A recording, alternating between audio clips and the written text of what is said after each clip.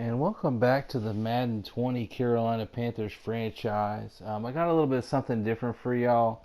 Um, when I was doing my off-season recordings, I did them over several days, and they got all mixed up together. There were some parts where I didn't record, other parts where I recorded. It was a mess. And I apologize for that. I know the off seasons are like one of the biggest reasons to follow a franchise. So I do have a plan going forward. I wasn't happy with the first off season. Obviously, I wasn't happy with the videos I was making for the second off season. But I do have a plan going forward to make the off seasons a little bit more structured, a little bit more to make a little bit more sense, I guess, to make it easier to follow. So I do have a plan going forward is to try and carve out some time where I can do the entire off season in one sitting, and then that way it's just I only have to edit one video versus having to go through and edit a bunch of stuff. So anyway, what I'll do instead is I'll go over some of the big signings that I did make in the offseason. I go over all the signings I made as well as the draft picks. So the big signing that I did get was Richard Sherman. Um, 33 years old. He's still a superstar X Factor player. He can still get it done. Um, there was actually not a big market for Richard Sherman. Surprisingly, there was not a big market for him because, I guess, because of his age. But I was the only team that made a bid on Richard Sherman, and it was late in it was the last week of free agency that I saw him there. I was able to sign him to a 1 year deal, $11 million. Again, this is a team, the window of opportunity is going to shut rapidly, so why not go out and get a shutdown corner who still is an 88 overall, is still a superstar X Factor player. I was surprised that I didn't have to bid against other teams. I kind of watched him throughout the different weeks of the free agency period, and nobody was making bids on him. So I went out and made a bid. He wanted $14 million. I was able to sign him for $11.5 million for one season. So he was the big name free agent. So you look at the secondary now at the cornerback spot. We've got Richard Sherman now as an 88 overall. He's going to be a shutdown corner. Dante Jackson is an 84 overall. And then James Bradbury will be the nickel corner this year, and he is an 81 overall. So three really solid corners now for the Panthers, going into an extremely important 2021 campaign for this team, for this franchise. Really, signing a guy like Richard Sherman really just sends a message to the rest of the league that Carolina's all in on this one season, and we want to try to put our best foot forward, and we want to go for a Super Bowl this year. And getting a shutdown corner, even at his age of 33 years old, his ratings are still good. He can still get it done, and we will see how he does with the Panthers this season. The second big free agency signing that we did was we signed DeMonte KZ away from Atlanta. He is a free safety, but we're moving him over to strong safety this year. I did let go of Eric Reed he was on the last year of his deal, saved $7 million on the salary cap. DeMonte KZ, again, we're moving him to strong safety this year. He's an 80 overall. So signing Richard Sherman, signing KZ, Eric Reed was a 76 overall, and upgrading there with KZ. He's a younger guy. He's 28 years old, and 80 overall. He's got some good ratings. His speed ratings in 88, 81 zone coverage. 78 play recognition, 83 awareness. So the number 18 ranked strong safety in the NFL, so the top 12%. So Damontae KZ will come in as a strong safety this year, and he just adds to the upgrades that we were trying to make in the secondary and on the defense as a whole. Last year, the defense was pretty sound for the most part, but there were several games where we were getting beat with the deep passing game. So wanted to make some upgrades there. Eric Reed, I like him as a player, but getting KZ is an upgrade at the position. So we did release Eric Reed as a salary cap casualty and upgraded at the position with KZ. And another guy that I signed to a one-year deal, just like Richard Sherman, was Trent Murphy. He's a 76 overall. There were a couple other guys at the defensive end position that I did make a run at. I did make a run at Takk McKinley, who was an unrestricted free agent from Atlanta. I didn't end up being able to sign him. He turned down a better deal that I was offering him more money, but he decided, I believe, to go to New Orleans to play with the Saints, who Drew Brees did retire in the offseason, so the Saints will not have Drew Brees this year. But looking at it, this year Teddy Bridgewater, he's not on the Saints in my franchise, but the Saints have not lost a game without Drew Brees this year in their real NFL season. But here in my franchise, they're going with a rookie quarterback this year. So Takk McKinley decided to go with the Saints. So the Saints defense is still going to be solid. So they're not going to be doormats like you might think without Drew Brees. They're still going to have a good defense. But Trent Murphy, I also made a run at Robert Quinn, who also turned down more money to go elsewhere. So Trent Murphy, I don't want to say I settled for him, but he's a power rusher at the right end spot. We had to replace Ziggy Ansah's production. His overall went down pretty significantly regressed after last season, so we did not offer him an extension. And so Trent Murphy will step in as a 76 overall, 30 years old. This will be his 8th year in the league. So Trent Murphy, I mean, he'll be a solid guy on that defensive line for Carolina.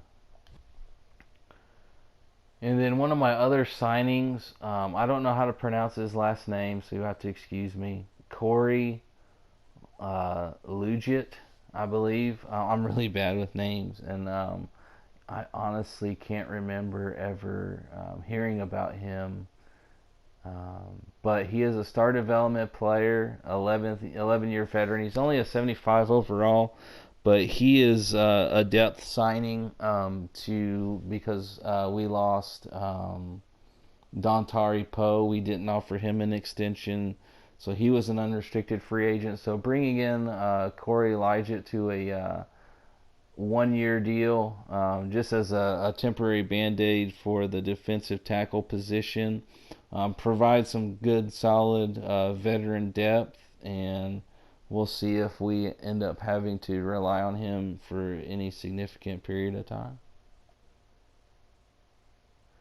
And another guy I brought in was Jordan Wilkins. Signed him to a one-year deal, just another depth signing behind Christian McCaffrey and Jordan Scarlett this year. Just brought him in for depth, just in case we do. In the unfortunate instance where Christian McCaffrey was injured, we would have a decent veteran backup. He's a 70 overall, at 88 speed. So not the fastest guy, but brought him in as a depth signing just in case we would need to bring in, a backup running back for any number of reasons, hopefully not including Christian McCaffrey being injured. So just a depth signing here with Jordan Wilkins. And at fullback, I brought in Timmy Crockett. He's a one-year veteran out of Ohio.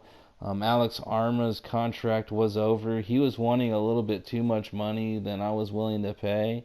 So, the fullback position is a dying one in the modern NFL, and the Panthers, under Mike Tomlin, run a lot more single back sets in the running game versus, I formation, weak eye, strong eye that Rivera ran. So the fullback position is not as important for the Panthers, but Timmy Crockett, no, he was just out there, signed him to a one-year deal. I like his lead block at 81. So in those what might end up being rare situations where we run out of the I formation, I thought that he would be a good replacement for Alex Arma, and definitely not as expensive. So Timmy Crockett, he'll be the new fullback for the Panthers. And along the offensive line, I signed Kyle Long as the left guard. He's a 77 overall, 32 years old. This will be his 9th year in the NFL, star development player. And you can see he's due for an upgrade already, so he could be up to a 78 here pretty early in the season. But Brian Fusco, he was a guy I signed in the first year of the franchise. His regression, when he was down to a 72 overall. So I did not re-sign him. I signed Kyle Long instead to a one-year deal. Now, the left guard position is going to be a position that I'm going to need to address.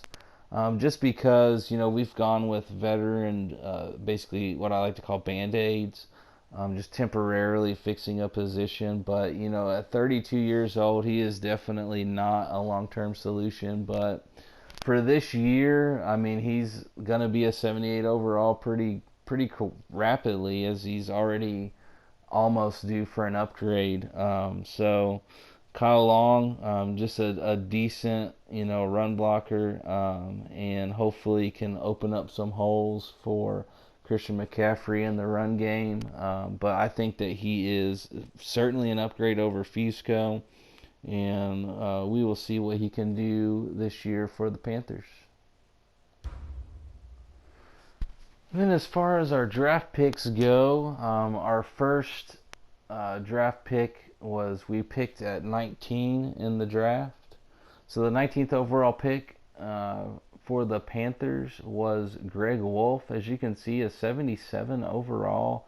He has a hidden development trait. So it'll be interesting to see if that's a star, a superstar, maybe even a superstar X factor. He's a speed rusher, 77 overall speed rusher.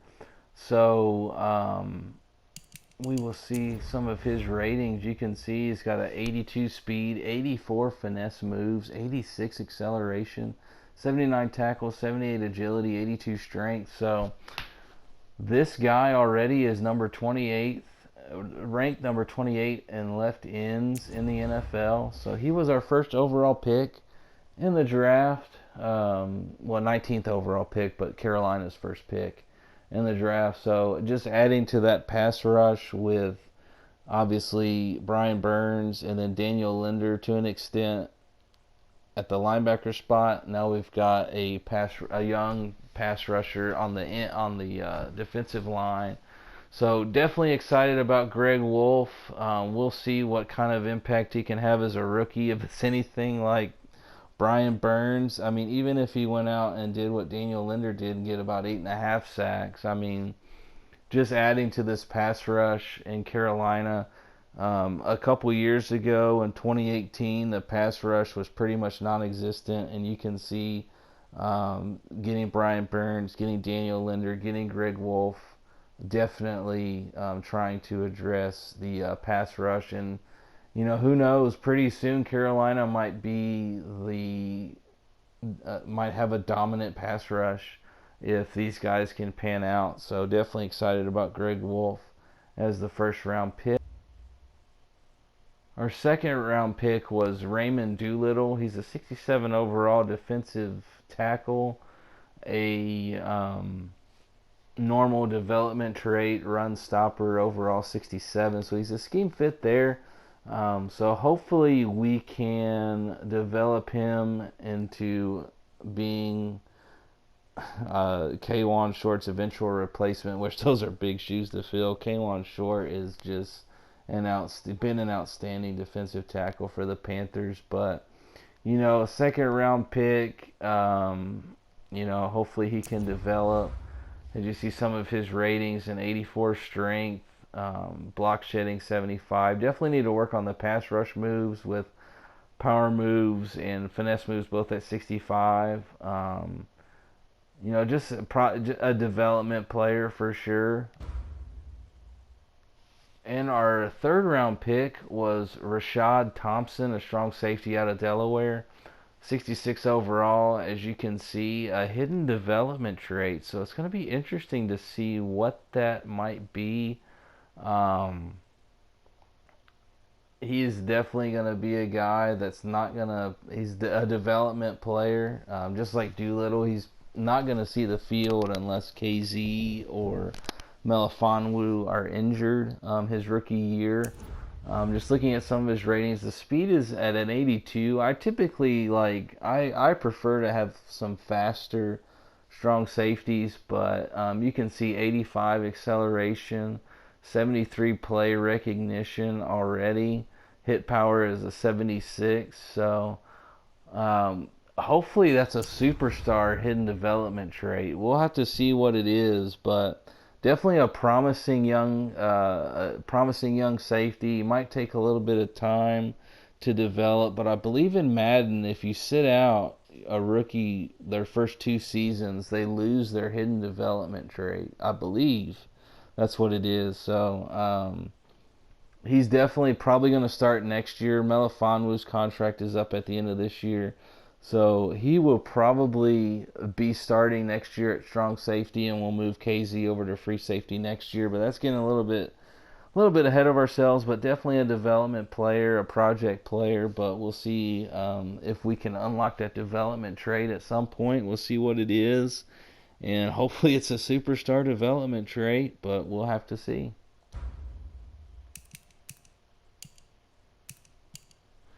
And our fourth round draft pick was Jimmy Sweeney, 65 overall, free safety out of Maine. As you can see, he will start off the season in the practice squad. He's a normal development trait, 84 speed, so decent speed, 90 acceleration, so he gets to his top speed pretty quick. 78 pursuit. Zone coverage isn't too bad at 70. Definitely need to work on the awareness and just getting him to be better in those areas. But he's going to be on the practice squad this year. He'll get a couple of development points at the end of this year, and then kind of like most of our draft picks have been, definitely a project player, but one that has some decent ratings and in some areas. So definitely a guy we can work with. Definitely, just like I said, just a project player at this point though, and we'll have to see how he develops. And then our fifth round pick was as 57 overall center, Dean Russell, rookie out of Louisville. He is the 5th round draft pick for Carolina. Not much to say here. He is definitely a project. It remains to be seen what he can do. He's starting off with a low overall. He's only a normal development, so definitely a project. But he is the backup center, so if something happens to Paradas this year, Carolina might be in some trouble. We might be having to go into the free agency market to pick us up a center. But Dean Russell's the guy right now, and we'll just have to see what he develops into. Just might be just a depth guy at best for Carolina. And then after Dean Russell, our 6th and 7th round draft picks they didn't even make the team, so didn't even make it out of training camp. So that's basically it for the Panthers draft class. 6 and 7 didn't make it, and so only 5 players in the draft. So I've found drafting to be a lot more difficult in this year's Madden. I think it's because they mess around with their ratings, making their ratings lower, and so definitely through 2 drafts. I mean, Daniel Leonard's worked out pretty well. Greg Wolfe is going to be a beast, I can tell already. So, and Rashad Thompson might end up being a superstar player for all I know. But that's it for the offseason. Again, I apologize for not having like a more traditional, like showing the free agent, like the in free agency, showing the bidding wars and stuff like that. But I got a plan for the next offseason. To make it better. Haven't been happy with the 2 off seasons that I've done so far in the franchise, but I appreciate y'all for sticking with it. If you have, definitely leave a comment, subscribe. Let me know what you think, and if you know some Panthers fans or Madden fans that would enjoy a realistic franchise, definitely let me know. But I'm excited to finally get into year 3. I think it's going to be a special season for the Panthers. A lot of expectations. I feel like we, addressed the